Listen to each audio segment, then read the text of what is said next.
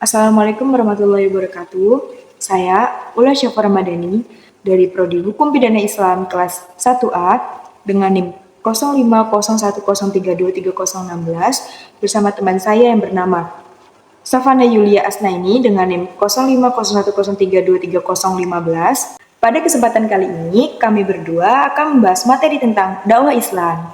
Sebelumnya, apa sih dakwah Islam itu?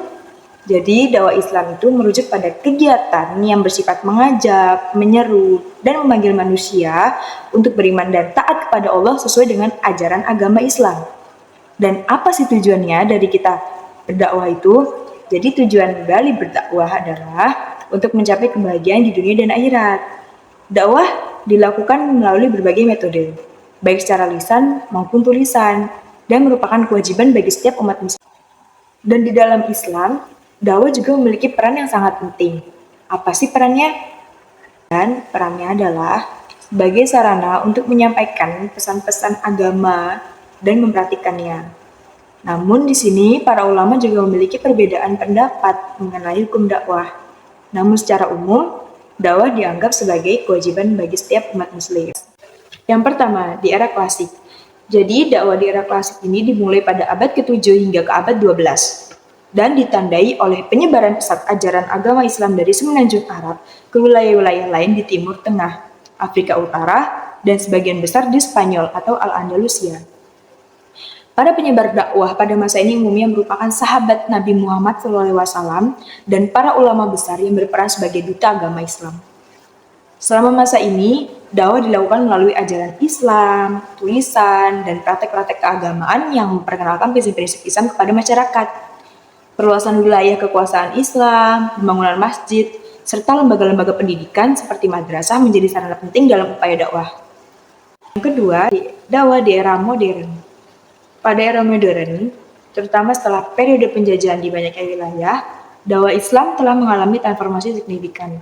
Penyebaran ajaran Islam tidak hanya terfokus pada wilayah tertentu saja, namun dakwah telah menjuru ke berbagai pelosok dunia, terutama di wilayah Eropa, Amerika Utara, dan Asia. Dakwah dalam era modern ini telah dimodernisasi dengan penggunaan teknologi dan media massal. Pesan-pesan agama disebarkan melalui televisi, internet, media sosial, dan platform digital lainnya. Organisasi-organisasi dakwah dan para pengkhotbah menjalankan peran penting dalam menyebarkan ajaran agama Islam dan menjawab pertanyaan-pertanyaan kontemporer yang relevan dengan masyarakat modern. Dan perlu kalian ketahui, di antara pengertian dari kedua perbandingan tersebut, mereka juga memiliki perbandingan dan kontras. Apa sih perbandingan dan kontrasnya? Oke, perbandingannya, dibandingkan dengan era klasik, era modern menunjukkan penyebaran ajaran Islam yang lebih global, memanfaatkan teknologi untuk mencapai khalayak yang lebih luas. Pendekatan dakwah juga telah berubah, menyesuaikan dengan tuntutan dan kebutuhan zaman. Meskipun demikian, nilai-nilai inti ajaran Islam tetap menjadi fokus utama, baik pada masa klasik maupun di masa modern. Dan seiring berjalannya waktu, metode dakwah juga mengalami perubahan. Apa aja sih faktor-faktor pendorong perubahan dakwah? Baik, faktor pertama adalah perubahan sosial dan budaya. Transformasi sosial dan budaya, termasuk urbanisasi, globalisasi, dan perubahan gaya hidup mempengaruhi cara dakwah disampaikan.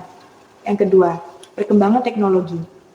Kemajuan teknologi menjadi pendorong utama perubahan dalam metode dakwah. Penggunaan media dan teknologi memungkinkan dakwah untuk menembus batasan geografis dan sosial.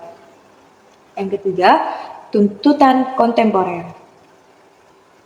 Tantangan dan tuntutan zaman modern mendorong adaptasi metode agar dakwah relevan dan dapat diakses oleh generasi yang lebih terkoneksi dengan teknologi. Dan pada masa dakwah modern, teknologi juga mempengaruhi dakwah tersebut. Apa aja sih pengaruhnya? Yang pertama, jangkauan yang luas. Teknologi memungkinkan dakwah untuk menjangkau audiens global secara cepat dan efisien. Yang kedua, keterlibatan yang lebih besar. Media sosial dan teknologi memungkinkan interaksi yang lebih besar antara pengkhotbah dan audiens, menciptakan dialog yang lebih terbuka. Yang ketiga, pelebaran persepsi agama. Berbagai bentuk konten multimedia memungkinkan penyajian ajaran Islam dalam cara yang lebih menarik dan relevan bagi masyarakat modern. Dengan perubahan zaman dan perkembangan teknologi, dakwah Islam telah menyesuaikan metode penyebaran pesan agama agar tetap relevan dan efektif dalam mencapai audiens yang lebih luas dan bervariasi. B. Perbandingan kesuksesan dakwah Islam di era klasik dan modern. Mengukur kesuksesan dakwah Islam dalam era klasik dibandingkan dengan era modern melibatkan parameter yang berbeda karena perbedaan dalam konteks, metode, dan alat yang digunakan dalam menyebarkan ajaran Islam. Beberapa parameter yang dapat digunakan untuk mengevaluasi efektivitas dan dampak dari dakwah dalam kedua periode ini meliputi dalam era klasik, yaitu penyebaran geografis, penerimaan ajaran, pengaruh pada sosial dan budaya, serta pembangunan institusi keagamaan. Pada era modern, yaitu jangkauan dan komunikasi daring, engagement dan partisipasi, pengaruh pada kebijakan dan masyarakat, serta pembentukan komunitas dan jaringan global. Perbandingannya terdapat pada jumlah penerimaan ajaran, jangkauan dan efektivitas, perubahan sosial dan budaya, serta kontinuitas nilai-nilai. Mengukur kesuksesan dakwah Islam dalam era klasik dan modern melibatkan pemahaman mendalam terhadap perbedaan konteks, pendekatan, dan dampak yang dihasilkan oleh upaya penyebaran ajaran agama Islam dalam dua periode sejarah yang berbeda.